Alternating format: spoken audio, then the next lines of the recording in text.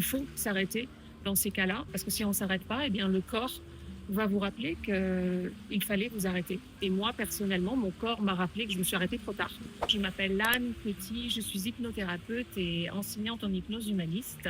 Et j'habite à Barcelone depuis maintenant tout juste 16 ans. Quand on s'expatrie en Espagne, surtout dans des endroits où il fait très beau, où il y a la mer, il n'en reste pas moins que quand on a un travail qui perd du sens, dans lequel on met beaucoup d'énergie, beaucoup d'affect, eh bien oui, on peut faire un burn-out, d'autant plus que quand on est expatrié, on a une sorte de pression par rapport aux autres de réussir. Voilà, j'ai choisi de m'expatrier, donc je me dois de réussir cette expérience.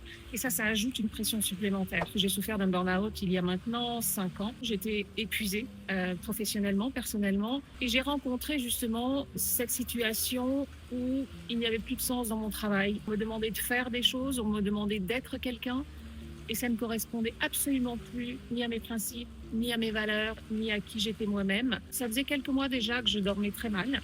Ça faisait quelques mois déjà que j'avais des maux d'estomac. Ça faisait quelques mois déjà que j'étais devenue assez irritable. Et puis un jour, je suis tombée. Voilà. Donc j'ai stoppé 15 jours, puis un mois, puis 2 mois, puis j'ai fini par stopper 1 an et demi. Il faut s'arrêter dans ces cas-là, parce que si on ne s'arrête pas, eh bien le corps va vous rappeler qu'il fallait vous arrêter. Et moi, personnellement, mon corps m'a rappelé que je me suis arrêtée trop tard, puisque 6 mois plus tard, j'ai eu l'apparition d'un diabète de type 1. Et donc, je me suis posée un moment et je me suis dit, tiens, finalement, voilà, tu as 50 et quelques années, on vit une fois, qu'est-ce qui t'aspire, qu'est-ce qui te motive dans la vie, qu'est-ce que tu as vraiment envie de faire au fond de toi? Je me dis, tiens, tu vas faire de l'hypnose. Et je me suis formée. J'ai suivi plein de spécialisations et puis je me suis même formée les 2 dernières années pour maintenant transmettre et enseigner cette matière absolument fabuleuse. Et j'exerce depuis 4 ans.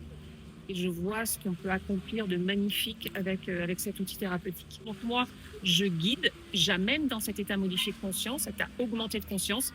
Et ensuite, je guide la personne pour qu'elle-même aille travailler sur son inconscient, aille illuminer les zones d'ombre de son esprit profond et puisse changer les rouages qui jusqu'ici l'encombrent. J'ai mis en place des retraites que j'ai appelées l'art du calme. L'idée étant de permettre à des personnes de se retrouver dans des endroits absolument magnifiques et d'allier vraiment le yoga à l'hypnose pour que les personnes ressortent de cette retraite non seulement apaisées, mais également avec des outils d'auto-hypnose pour pouvoir gérer elles-mêmes en toute autonomie leur comportement, leurs réactions, leurs émotions face aux situations stressées.